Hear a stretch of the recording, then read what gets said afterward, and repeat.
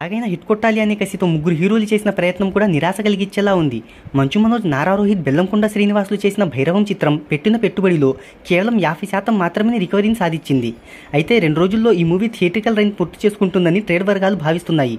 ఇక ఈ మూవీ వివరాలు ఒకసారి చూసుకున్నట్టయితే నటీనటులు, సాంకేతిక నిపుణుల రెమ్యునరేషన్తో పాటు ప్రమోషనల్ ఖర్చులు అన్నీ కలుపుకొని ఈ చిత్రాన్ని 35 కోట్ల రూపాయల బడ్జెట్తో నిర్మించారు. ఇక ప్రపంచవ్యాప్తంగా 19 కోట్ల రూపాయల థియేట్రికల్ బిజినెస్ జరిగింది. ఈ చిత్రం లాభాల్లోకి రావాలి అంటే 20 కోట్ల రూపాయల షేర్ను, 40 కోట్ల రూపాయల గ్రాస్ వసూలను రాబట్టాలి.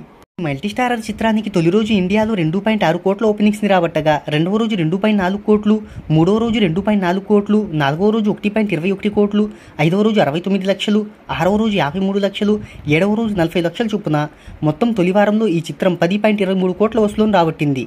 ఇక ఓవర్సీస్లో అంతంత మాత్రంగానే 55 లక్షలు అందుకుంది ఈ చిత్రం. తొలి 4 రోజుల్లో కోటి రూపాయలకు తగ్గకుండా వసూలు చేసిన ఈ చిత్రం 5వ రోజు నుంచి కోటి రూపాయలలోపు వసూలను రాబడుతూ ముందుకు వెళ్తుంది.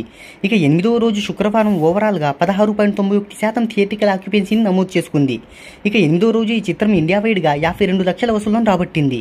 8 రోజులకు గాను ఈ చిత్రం ఇండియాలో 10.75 కోట్ల నెట్ను, 12 కోట్ల రూపాయల గ్రాస్ వసూలను రాబట్టింది. ఇక ఓవర్సీస్ ప్లస్ ఇండియాలో వచ్చిన కలెక్షన్స్ కలుపుకొని ప్రపంచవ్యాప్తంగా ఈ చిత్రం ఇప్పటి వరకు 13 కోట్ల రూపాయల గ్రాస్ వసూలను అందుకుంది. కొద్ది కాలంగా కలెక్షన్స్ అనేవి కోల్పోతూ ఉండడంతో ఈ వీకెండ్ పైన చిత్ర యూనిట్ ఎన్నో ఆశలను పెట్టుకుంది. మరి ఈ వీకెండ్లో మూవీ మంచి కలెక్షన్లు రాబడితేనే బ్రేక్ ఈవెన్కు దగ్గర పడుతుంది. లేదంటే ఈ మూవీ బ్రేక్ ఈవెన్ను కంప్లీట్ చేసుకోవడం కష్టమేనని ట్రేడ్ వర్గాలు చెప్తున్నాయి.